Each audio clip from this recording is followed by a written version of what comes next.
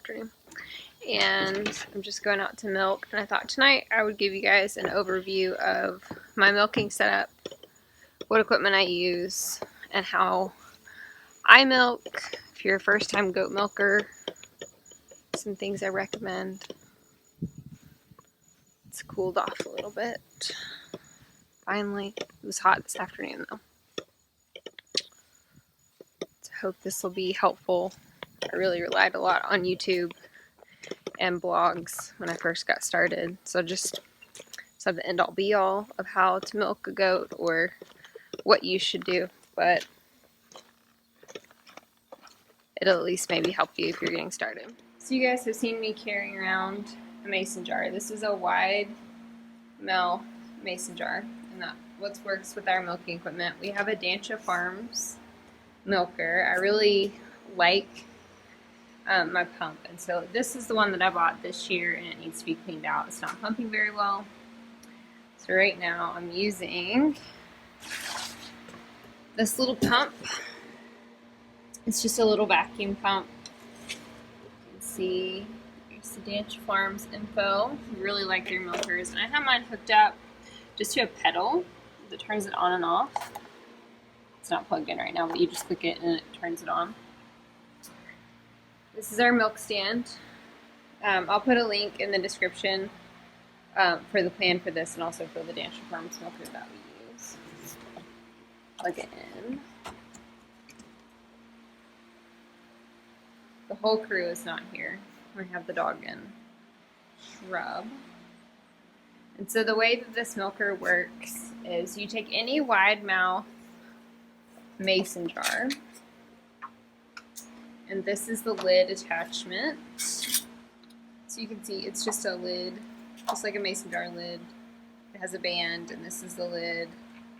You can see ours has kind of started to discolor from use to summer. It looks pink, it's not, it's the white fresh. And then it just has this like aquarium tubing, and this part hooks into the pump, clips in, and then it has these teat cups that attach to the goat teats. And I really have liked this because it was super simple. Like the whole thing was about $120, $150. And that's way more affordable than most milking systems. So, teacups. This is the plug. Goes into and clips into this pump. And this pump I retired basically because this used to be pretty long and it rotted. And I've had to like kind of cut it down to make sure it's still sealed. But you can see this is just the on-off switch. It plugs into some AC power. And like this, it comes with this little battery pack. And instead I have my pump. And this is the on-off switch. So I leave it on and use the pedal, which I really like because it leaves me hands-free. Get my... So typically, if I'm milking for us to use the milk, this is a frozen lunch bag that I use, and I just stick the jar down in this frozen lunch bag. So like all of this is frozen. This whole side is frozen. I stick it down in here and it keeps the milk cold while I milk, and that keeps it from getting that kind of weird musky goaty flavor. But this milk is for the pigs tonight, so I'm not going to use it.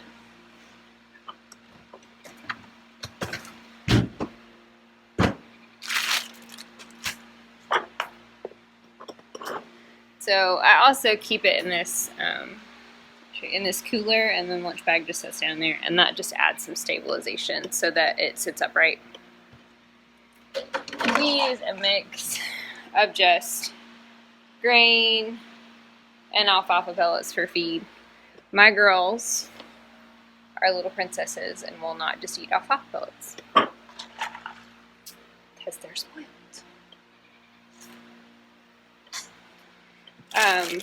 baby wipes. You can use whatever kind of wipes that you want to clean the udder. I use just the Members Mark baby wipes from Sam's.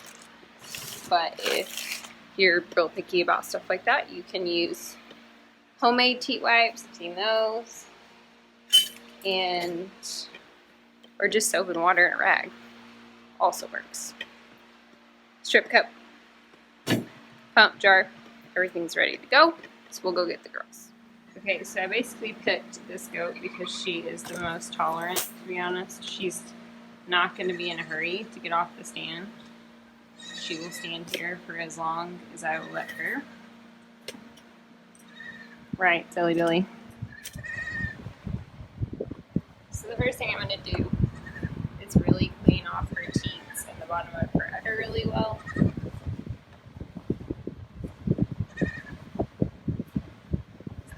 She's been laying down in dirt and poop and everything else, and if she was nursing, she would have had little babies on her all day. Just make sure she's nice and clean. This time it's pretty dry out there, and so then you're going to squirt your first squirts into a strip cup because there's lots of bacteria and you want to get rid of that. So to milk, you're not pulling. If you pull, she's going to be really pissed off at me. So kind of pinch and close off and then wrap your fingers around. So it's a pinch and then a push. Pinch and squeeze. Just like that. This is a pinch and squeeze. Just like that. So these just attach. You're going to get a little bit of vacuum section. Start flowing.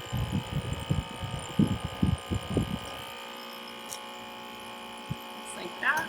This looks really pink on camera. They're really not. You can see the milk flowing. This particular pump does not have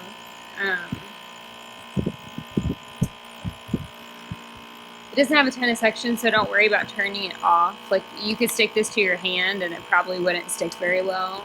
And so I don't have concerns about it being too tight or hurting her. When they're brand new, you have to be kind of careful.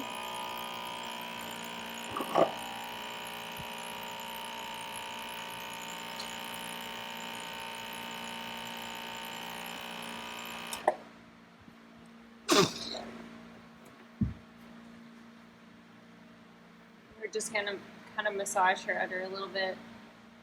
Hi, Hank. You're in the way, buddy. And that just releases a little bit more milk.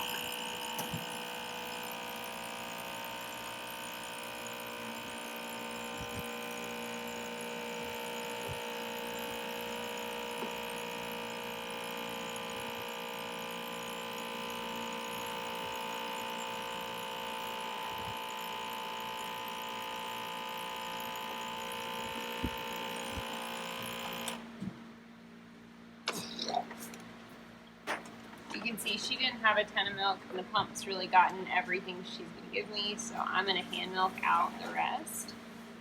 If you're new to milking, I definitely recommend some kind of pump system. Go with something inexpensive because it takes a while for your hands to build up the strength to hand milk out a goat, even a little Nigerian.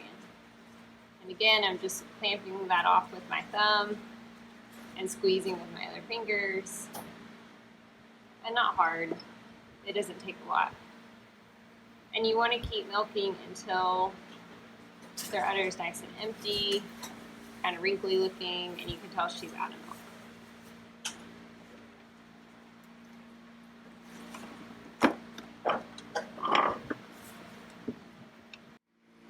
Okay, we'll see how this goes. Nani has really nice teats to show you kind of the hand milking technique. So I'm going to grab up pretty high in her udder right here. You can see I'm going to close my thumb and just squeeze with my fingers. She has pretty small teat orifices, so she doesn't ton a lot of milk. So just like that. I'm going to grab with my thumb, squeeze it off, and just press with my fingers. And the higher up you can get, on the top of the teat, the better. With 9Gs, it's kind of hard because their teats are so short, but she has really nice teats for Nigerian. And so yeah, most people are going to milk in a different direction, so they're going to milk with one hand this way and with their left hand over here, but because I use the pump, I don't have to do that, and I just milk with my one hand. Again, if you're just getting started, it takes some time to build up those muscles in your hands, so don't get super frustrated. So when you want some milk all day, every day. The worst ink, and then I got this. It's blocking my fan tonight, and ran Tink off $8 dinner. You guys are trouble. You can see Nani. It's okay.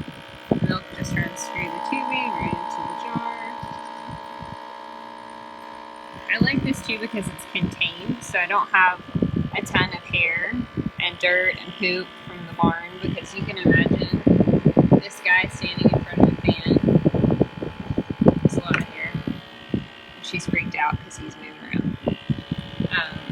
But this keeps it all contained, so I don't get tons of extra hair and things in my milk, which I really like.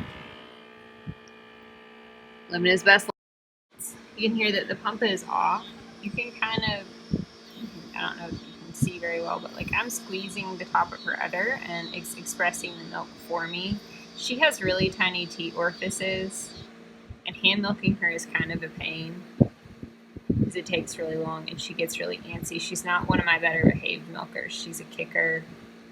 And this is also really helpful when you're stand training, because they can jump and kick around and they're not going to spill your milk and they're not going to waste it, which is really nice. So I'm just kind of putting some pressure on the inside, on her udder, not squeezing hard, just a little bit of pressure, and it's helping that milk kind of express, which saves me a lot of time and hand strength when I'm milking. So that's just okay. So as far as cleanup, and then rinse our strip cups. It's gross. It's always gross. It doesn't really matter.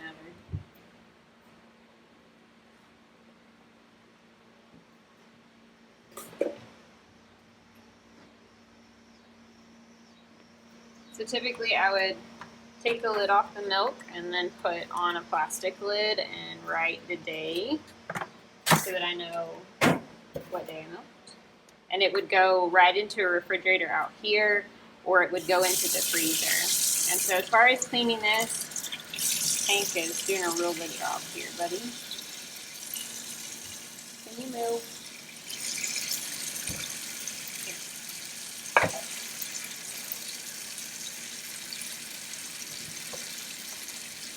You're just going to run hot. I run cold water first to clean all the milk out, and then I run hot water through all the lines. And then every other day or once a week, I just run soapy water. So I just took it to a jar, just like I would normally with milking, and I use a bowl. So typically I fill this bowl up with soapy water, and then I just run it through the pump. You just have to make sure that you don't actually fill it up to the jar full and run water actually into the pump. We replace these lines once a year because they get gross and you can't get them clean. And then probably once every other week I bleach them and I just hang them up and let them drain. So that's basically my whole routine. It's really simple. I really enjoy using the Dansha Farms pump. The only thing that I don't like about it is I'm feeling like I have to replace it every year. The pump just runs out of gas. But we did figure out that you can replace the vacuum pump piece of the system for about 20 bucks. Doesn't look really complicated, so we're going to try that this year instead of buying a new pump. Sorry, I'm awkwardly walking carrying this milk, so don't dump it on me. We use animal crackers to stand train our girls, to train them to come into the barn and how to go out. So that's why they kind of go out easily, is because they're used to getting a cookie when they go to the door. Okay. These friends are excited.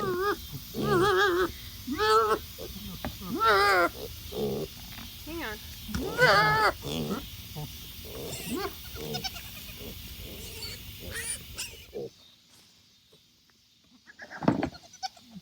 Move.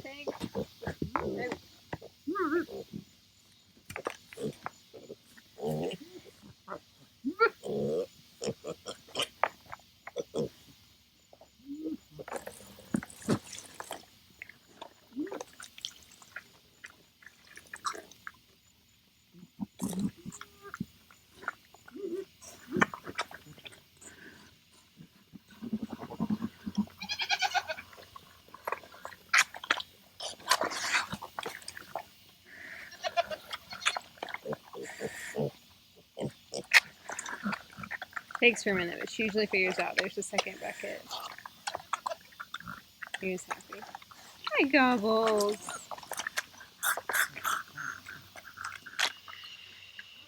So we're getting between 5 and 6 cups of milk still. With 2 of us, there's no way that we're going to go through that much milk, make that much cheese or yogurt or whatever you're going to make out of it. I've put up some to make soap. I still have a ton of soap that I've made, so it's not something I'm working on right now. So the pigs get the extra, and it works out. It helps the tuna grow. Goat's milk's really good for everybody. I'm getting ready to dry these girls off. That's why I went ahead and did this video this week, because usually my cutoff point with the Nigerians is when they drop below 2 cups of milk a day. And right now I'm only milking once a day, which is better for me and my schedule. Sorry, I'm just rinsing the jar. Since I work, so that way I don't have to get up at 6 and milk before I go to school. And since it's really hot, sweat, take a shower, so I'd have to get up probably an hour earlier than I am now. I don't get up super early in the mornings. Right now I get up at about 6:30, 6:40, and I'm gone to work at 7:10. I'm super low maintenance. So for me, it just works out better to milk once a day. We do that when they have babies. We milk share. I don't bottle feed. And you lose a little bit of your production, obviously, but for me, that's what works best. So they're all kind of dropping off at this point. Twizzler and Nani are still giving 2 cups a day, but both Cece and Zelda probably are given 1.5 cups together. And so normally once you drop below 2 cups, I kick you out of my milking rotation because it's not worth the time. But Zelda's kind of the herd queen, and she's super bossy. She's super bossy. So,